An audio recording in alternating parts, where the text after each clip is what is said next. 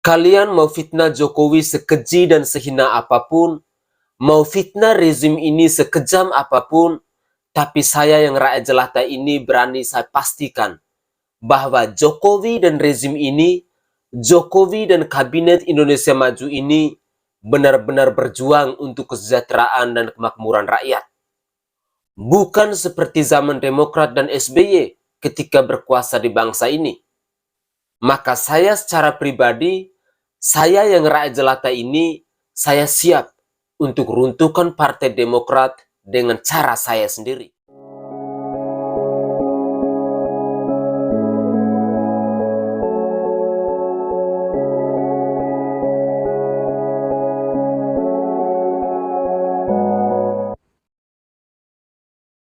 Saudaraku sebangsa dan setanah air, para penikmat konten YouTube-ku yang sangat saya hormati dan sangat saya cintai. Pemilu sudah tak lama lagi. Pada saat sekarang ini, banyak politisi yang sedang berusaha untuk membangun opini demi sebuah keuntungan. Yang dulu acuh pada rakyat dan hanya mementingkan diri sendiri, sekarang mulai muncul tanpa garang. Itu tak lebih agar dibilang memang sedang memperjuangkan kepentingan rakyat. Bisa jadi, itu adalah kepentingan partainya saja. Apalagi, kalau partainya itu sudah mau akan tenggelam alias nyungsep. Coba kita perhatikan kader Demokrat yang lagi viral sok marah-marah dan sok tegas membela rakyat.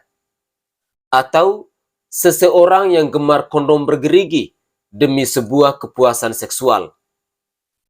Perhatikanlah sepak terjang para politisi itu. Apakah selama ini memang mereka sedang memperjuangkan nasib rakyat? Atau hanya demi kepentingan kelompoknya saja? Penggemar kondom bergerigi itu juga pernah diberitakan kepergok dan ditemukan barang bukti berupa sabu. Sehingga publik bisa menilai bahwa kalau dia berbicara yang aneh-aneh, berbicara memfitnah Jokowi, berbicara memfitnah rezim ini, maka bisa kita pastikan bahwa orang itu lagi sedang mabuk sabu atau mabuk ngeseks. Tapi mengherankan juga buat saya dengan Partai Demokrat ini. Seperti tidak sadar diri dan tidak tahu diri bahwa partainya sudah tidak lagi digemari rakyat. Partai Demokrat sudah banyak cacatnya. Sudah banyak kadernya yang dikerangkeng karena kasus korupsi. Maka kalau sekarang partai ini mengatakan bahwa sedang membela kepentingan rakyat, maka kita jangan besar kepala dulu. Karena yang pasti, ucapan dan pembelaan mereka itu ada U di balik B, atau mereka lagi mabuk berjemaah. Contoh lainnya adalah Lukas NMB, yang juga orang Demokrat dan sudah ketahuan main judi di Singapura. Dari sini saja sudah terlihat jelas bahwa Partai Demokrat ini beserta para kadernya memang tidak pro rakyat, alias partai ini adalah partai pengkhianat rakyat. Sebagaimana kita tahu bahwa Papua itu sangat butuh kemajuan. Papua itu sangat butuh kesejahteraan, mulai dari sekolah, listrik, air bersih, hingga sarana-sarana yang bisa memanusiakan rakyat Papua.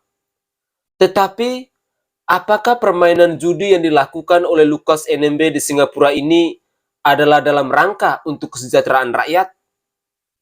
Bukankah dia ini adalah seorang gubernur yang menjadi pemimpin di daerahnya sendiri? Inilah bentuk kezoliman yang memang benar-benar nyata.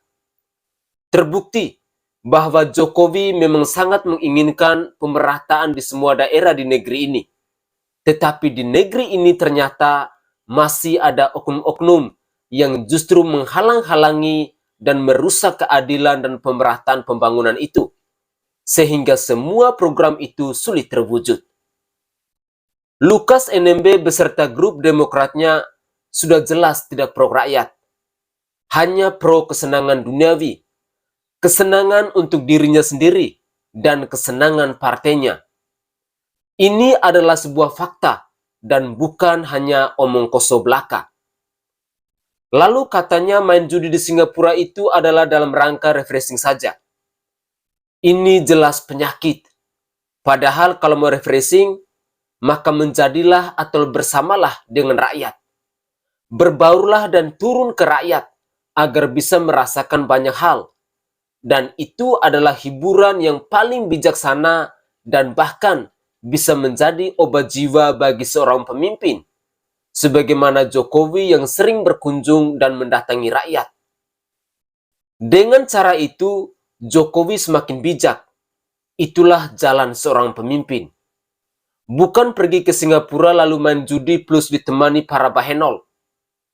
Jika Partai Demokrat sudah serusak itu, maka yang mendukungnya juga bisa jadi adalah orang-orang yang sudah tidak beres.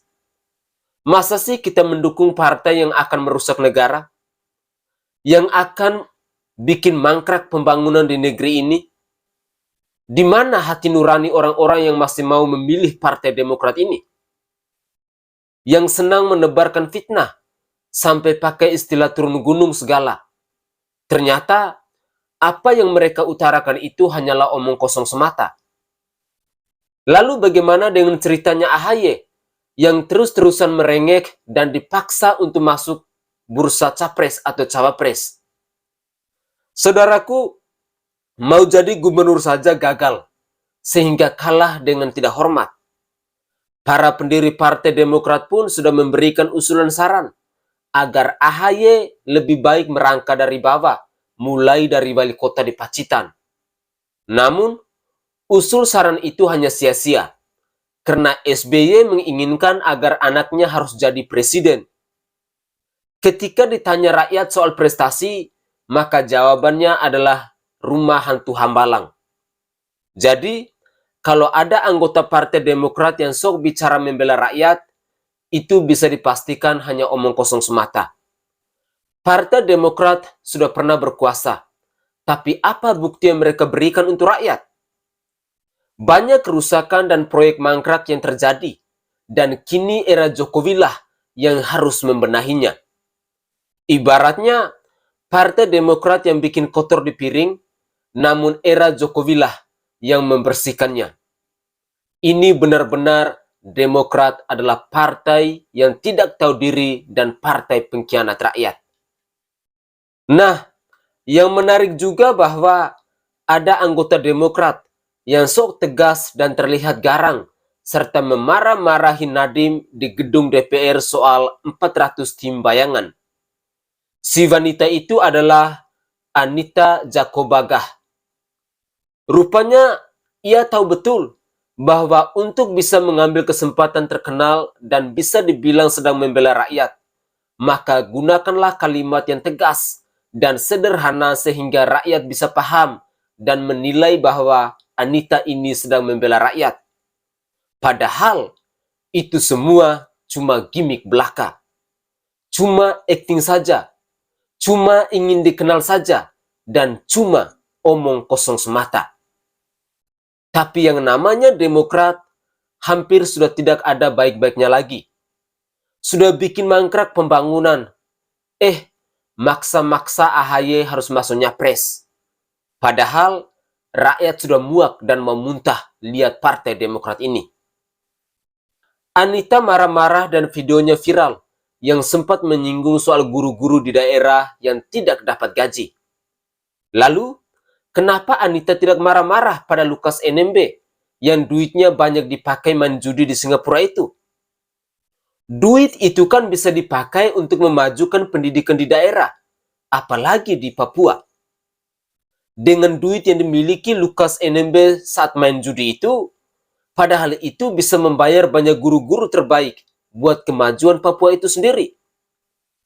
Rupanya, Anita ini tidak berkaca pada partainya sendiri dan kelompoknya. Atau bagaimana kalau Anita tegas mendukung penghapusan dana pensiun bagi anggota dewan?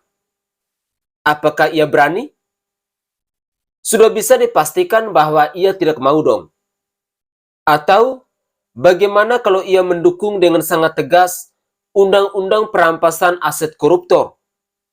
Kalau ini terjadi, bakal banyak teman-temannya atau satu kelompoknya yang menderita karena asetnya sudah disita habis oleh negara. Kan partai ini juga banyak koruptornya.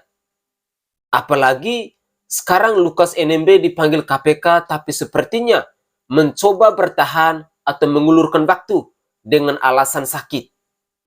Maka sebagai orang waras dan ingin Indonesia maju dan berkeadilan, kita harus tahu betul partai apa yang perlu ditenggelamkan.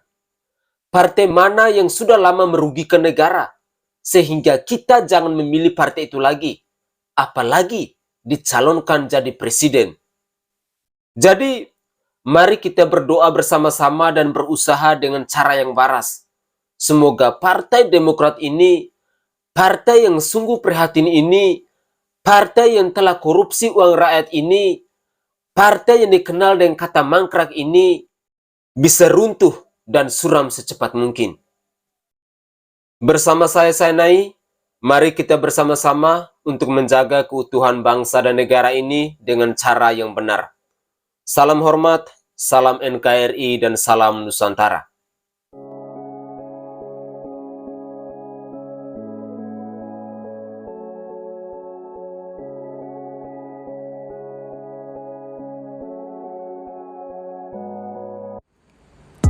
Minyak Prabu merupakan salah satu minyak herbal yang mengandung 81 rempah-rempah asli dan dibuat langsung di Pulau Bali dengan menjamin kebersihannya. Minyak Prabu dapat membantu dalam menyembuhkan segala macam jenis penyakit kulit dan juga bisa membantu dalam meredakan sakit perut saat haid, pegal-pegal, dan masih banyak lagi. Minyak Prabu kini hadir untuk menemani aktivitas kalian semua dan memudahkan untuk dibawa kemana-mana. Minyak Prabu memiliki aroma yang wangi dan pastinya nyaman untuk digunakan. Buat apa ragu lagi, gunakan minyak Prabu, bukti menjadi saksi.